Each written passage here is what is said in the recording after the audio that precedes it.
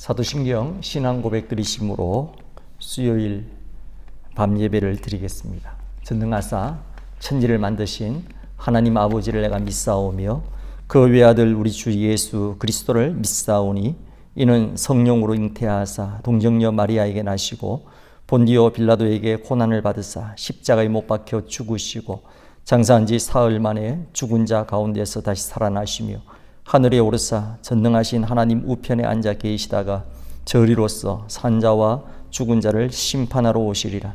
성령을 믿사오며 거룩한 공예와 성도가 서로 교통하는 것과 죄를 사하여 주시는 것과 몸이 다시 사는 것과 영원히 사는 것을 믿사옵나이다.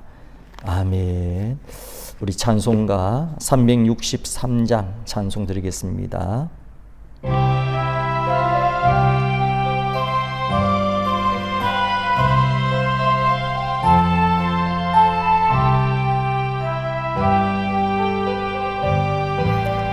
내가 깊은 곳에서 주를 불러 아뢰니 주여 나의 간구를 들어주심 바라고 보좌 앞에 나가니 내려주소서. 주가 죄를 살피면 누가 능히 서리요. 오직 주만 모든 죄 용서하여 주시니 주님 앞에 떨면서 용서하심 빕니다. 파수꾼이 새벽을 기다리고 바라듯 나의 영혼 주님만 간절하게 바라네. 이스라엘 백성아 주를 바라보아라. 주의 크신 은혜와 그의 능력 바라라. 주의 깊은 은총에 우리 구원 있으니 변함없는 주님만 믿고 기다릴지라.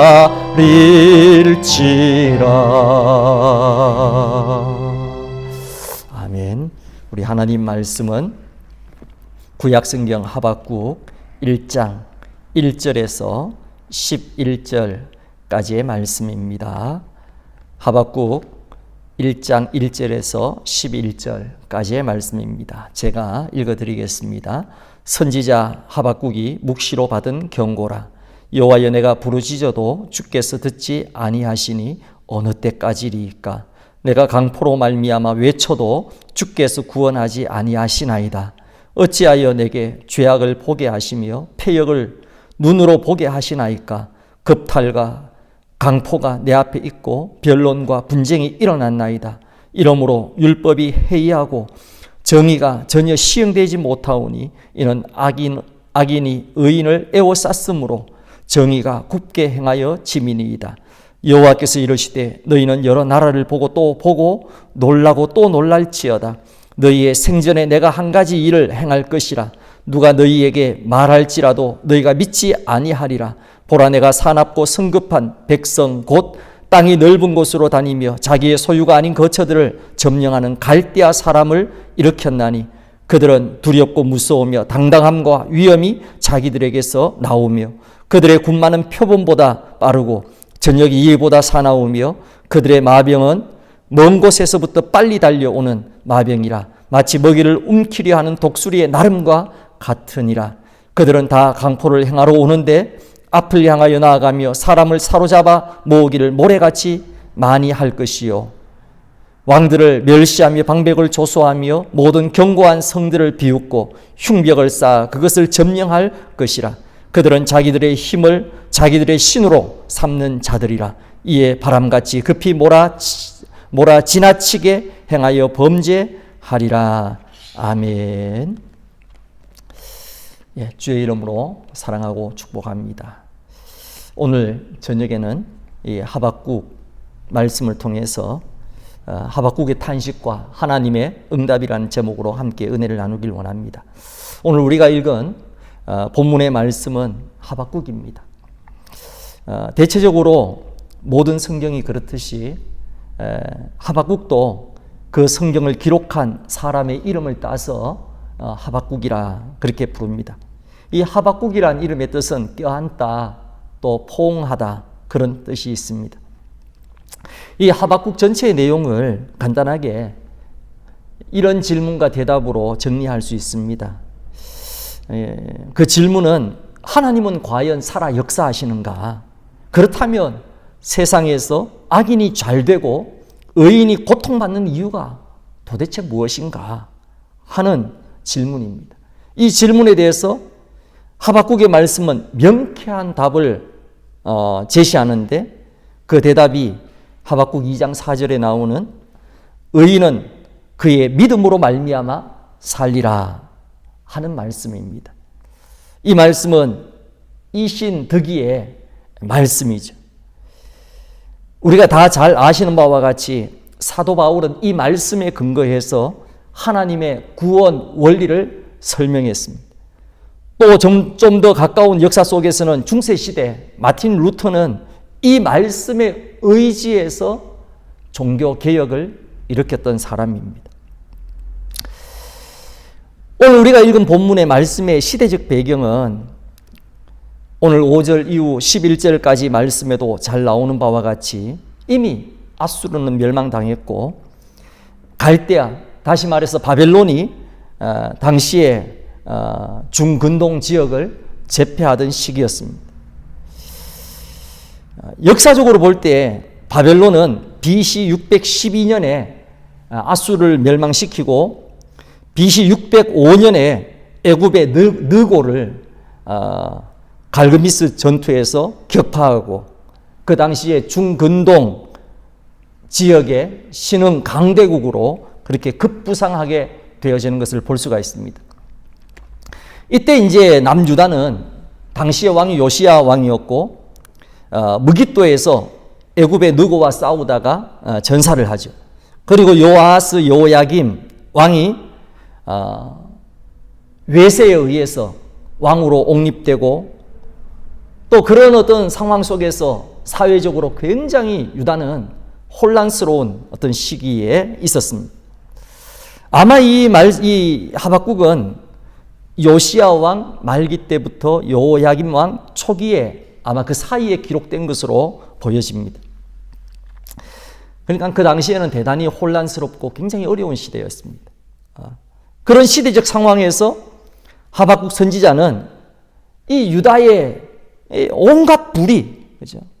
오늘 말씀에도 급탈, 강포 이런 것들이 이 폐역하는 어떤 이런 것들이 많이 있었습니다. 그런 것에 대해서 왜 하나님 침묵하십니까? 라고 하는 회의적인 어떤 그런 항변을 하나님께 하고 있습니다. 이에 대해서 하나님은 그런 하박국에게 앞으로 바벨론을 통해서 유다를 심판할 것에 대한 말씀을 알려주십니다. 사랑하는 성도 여러분, 이를 통해서 우리가 알 수 있는 것은 무엇이냐? 하나님은 항상 무슨 일을 행하시기 전에 계시하시던 선지자를 통해서 말씀하시던 미리 알려주십니다. 그리고 그 다음에 행하시는 것을 볼 수가 있습니다. 오늘 말씀에도 1절에 보면 선지자 하박국이 묵시로 받은 경고라 그랬습니다. 경고. 미리 말씀하시는 거예요. 5절에도 보면 여호와께서 이러시되라고 했습니다. 여호와께서 이러시되 먼저 일러주십니다. 하나님은 선지자를 통해서 자기 백성에게 끊임없이 말씀하십니다. 미리 알려주십니다. 그렇다면 오늘 이 시대에는 우리에게 어떻게 알려주시는가? 이 시대에는 선지자는 없죠. 그렇지만 목사가 있습니다. 또 무엇보다 성경 말씀이 있습니다. 물론 목사가 예언하듯 하나님을 대신하듯 자기 말을 해서는 안 되겠죠. 그러나 성경 말씀을 근거로 해서 성경적으로 말씀을 전할 때에는 그것을 아멘으로 받으면 그 하나님의 말씀으로 들으면 듣는 자가 복이 되는 것입니다. 하나님은 이 하박국 선지자의 신음 소리와도 같은 기도, 탄식과도 같은 그 기도에 응답하십니다. 그리고 앞으로 유다에게 행할 일들을 알려주십니다. 말하자면 이 메시지는 이 유다 백성에게 주는 심판 전에 주는 최후 통첩과도 같은 말씀인 것입니다. 그래서 하나님은 어떻게 보면 이 하박국 선지자가 생각하는 것처럼 하나님은 마치 불의에 대해서 침묵하시고 묵인하시는 것처럼 보이지만 결코 그렇지 않습니다. 하나님은 예고 없는 심판도 없고 이유 없는 심판도 없습니다. 미리 말씀하여 주시고 일러 주십니다. 이렇게 심판 전에 미리 말씀하시고 일러 주시는 이유는 뭐냐? 회개할 기회를 주시는 것입니다. 이게 하나님의 은혜인 것입니다. 그러므로 죄인들이 정말 이러한 하나님의 은혜에 대해서 어떻게 해야 되느냐? 하나님의 심판에 대해서 맞서는 것이 아니라 회개해야 되는 것이죠. 그런데 그 당시에 유다 백성들 어떻습니까? 그럼에도 불구하고 이 하나님이 주신 기회를 깨닫지 못합니다. 이 자비로우신 하나님의 은혜를 알지 못합니다. 오히려 더 타락하고 더 죄악 가운데 깊이 빠져들어가는 유다 백성들을 보는 것입니다. 그러니까 이 하박국 선지자가 볼 때는 마치 이러한 유다 백성들의 어떤 폐역, 이러한 어떤 급탈, 강포, 그것이 이 하박국 선지자가 보는 것 가운데 있음에도 불구하고 이 율법의 정의가 시행되지 못하고 악인이 득세하는 것처럼 보이는 거예요. 하나님의 선민임에도 불구하고 죄악 가운데 머물러 있는 강포를 일삼는 그 유다 백성들을 볼 때에 이 하박국 선지자는 탄식할 수밖에 없는 것입니다. 그리고 이 탄식 속에는 어쩌면 이러한 유다 백성의 죄악을 방관하시듯 내버려 두시는 이 하나님에 대한 불만이 더 컸을지도 모르겠습니다. 물어도 대답 없는 하나님, 기도해도 응답 없는 하나님, 아마 그것이 그에게는 더 고통스러웠을 것입니다. 우리가 극심한 고난을 당하면 의심 아닌 의심을 하게 됩니다.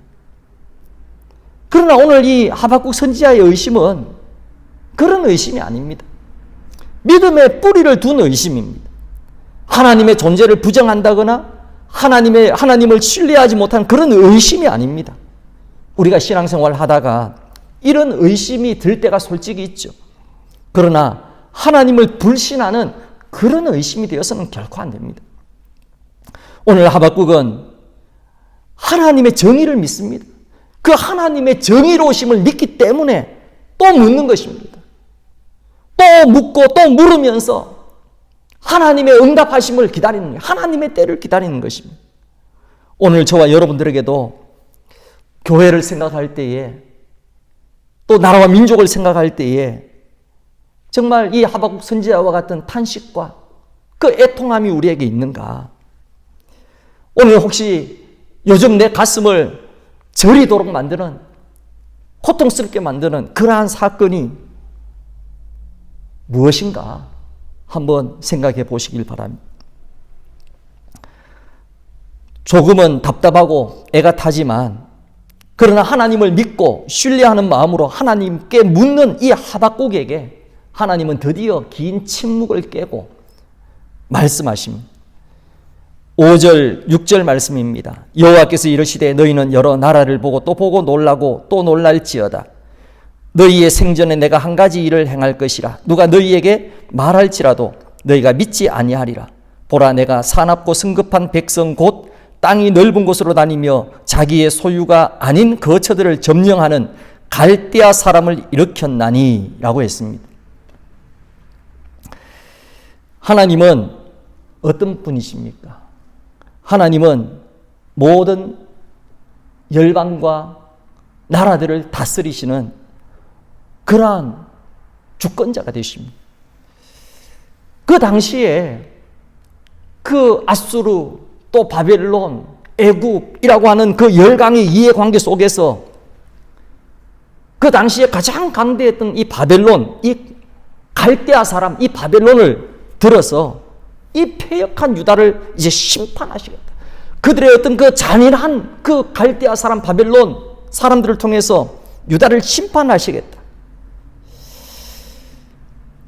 이 참 하나님은 이러한 유다의 패역에 대해서 이 하박국은 하나님 앞에 탄식하며 호소했는데 뜻밖의 하나님의 응답입니다. 유다 백성을 심판하는 것까지는 알겠는데 왜 하필이면 저 포악한 저 짐승과도 같은 이방, 이 바벨론을 통해서 유다를 심판하신다고 하시는가?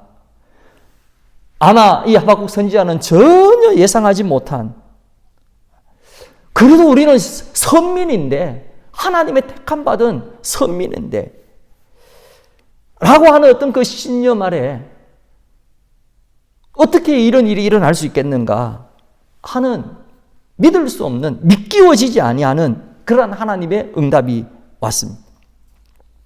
아마도 이것은 믿기 어려운 것이 아니라 받아들이기 힘든 일이었을 것입니다. 오늘 하나님의 뜻은 그렇습니다.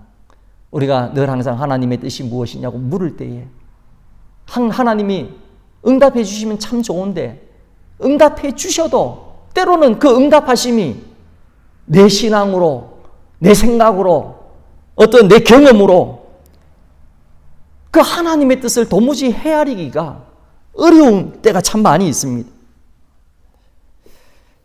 왜냐하면 하나님이 하시는 일은 우리가 생각하는 것보다 훨씬 크고 더 놀랍고 복잡하기 때문에 그렇습니다. 그러므로 오늘 우리는 이 하나님의 뜻이 우리에게 주어질 때에 무엇보다도 그저 하나님의 뜻이 이루어질 수 있도록 믿고 또 그 하나님의 뜻이 선하심을 우리가 인정하는 것 가운데 나아가야 하는 것입니다. 오늘 유다가 정말 그들이 하나님 앞에 패역함으로, 죄악됨으로 이 바벨론에 의해서 심판받지만, 그러나 결국은 우리가 하박국 뒤에 가서 이렇게 살펴보면 아시겠지만 그 결과는 어떻습니까? 심판을 통한 하나님의 회복입니다. 심판을 통한 하나님의 치유입니다. 이게 하나님의 은혜입니다. 완전히 다 무너뜨리고 난 다음에 다시금 새롭게 세워나가시는 하나님의 신실하심, 하나님의 역사하심이 있는 것입니다. 오늘 이 나라 이 민족이 여러 가지로 많은 어려움들을 겪고 있습니다. 아니, 우리나라뿐만 아니라 전 세계가 지금 이 코로나로 인하여서 예상치 못했던 상황들이 더 크고 공격적으로 우리에게 다가오고 있습니다. 이런 상황 속에서 그 누구도 어쩔 줄 몰라 하고 있습니다. 언제쯤 이 상황이 종료될 수 있을지 가히 누구도 짐작할 수가 없다고 합니다. 그러나 우리가 분명히 믿는 것은 이 모든 배후에서 역사하시는 분이 하나님이시다. 하나님이 분명히 어떠한 선하신 뜻 가운데 이 일을 행하고 계신다. 그리고 그것을 통하여서 하나님께서는 반드시 하나님의 놀라운 역사를 이루어 가실 거다 라고 하는 것입니다. 오늘 우리는 무엇보다도 이러한 하나님의 선하심, 신실하심, 하나님께서는 이 일로 말미암아 하나님의 더 큰 역사를 이루어 가시는 것을 우리가 믿고 신뢰함으로 우리가 하나님 앞에 그저 이 하박국처럼 묻고 또 묻고 하나님 앞에 기도하는 것만이 우리가 이 모든 환난을 지나 회복되고 치유되어지는 놀라운 역사가 일어날 줄로 믿습니다. 그러므로 우리가 이 어려운 때에 무엇보다 기도하기를 포기한다고 한다면 우리는 더 이상 어떤 해결책이 없습니다. 이러한 때에 더 많이 하나님 앞에 기도하고 겸손하게 낮아짐으로 우리가 하나님의 은혜와 긍휼을 구함으로 정말 회복을, 치유를 다시 한 번 더 경험하는 은혜가 있기를 주의 이름으로 축복하겠습니다. 기도하겠습니다. 사랑의 주님 감사합니다. 오늘도 귀한 말씀을 통하여 정말 유다 백성의 그 죄악됨을 해결하시고 심판하시고 그러나 그 심판 속에 구원의 은혜가 있음을 알게 하시니 감사합니다. 또 이전에 이 심판을 행하시기 전에 미리 알려주시고 말씀하여 주셨던 것처럼 회개할 기회를 주셨던 것처럼 오늘 우리에게 이러한 여러 가지 일들을 통하여 하나님 우리로 하여금 회개케 하시는 하나님의 은혜도 기억합니다. 회개할 것 있다고 한다면 회개케 하여 주옵소서. 정말 이런 기회를 통하여서 우리 자신들을 다시 한번 돌아보게 하시고 우리 교회를 다시 한번 돌아보게 하시고 하나님의 은혜 가운데 새로워질 수 있는 계기가 되게 하여 주옵소서.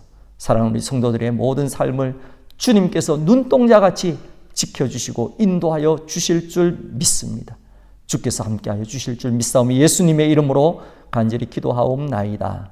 아멘. 하늘에 계신 우리 아버지여, 이름이 거룩히 여김을 받으시오며 나라에 임하옵시며 뜻이 하늘에서 이룬 것 같이 땅에서도 이루어지이다. 오늘날 우리에게 일용할 양식을 주옵시고 우리가 우리에게 죄 지은 자를 사하여 준 것 같이 우리 죄를 사하여 주옵시고 우리를 시험에 들게 하지 마시옵고 다만 악에서 구하옵소서. 대개 나라와 권세와 영광이 아버지께 영원히 있사옵나이다. 아멘. 예배를 마쳤습니다. 평안한 밤 되시길 바라겠습니다.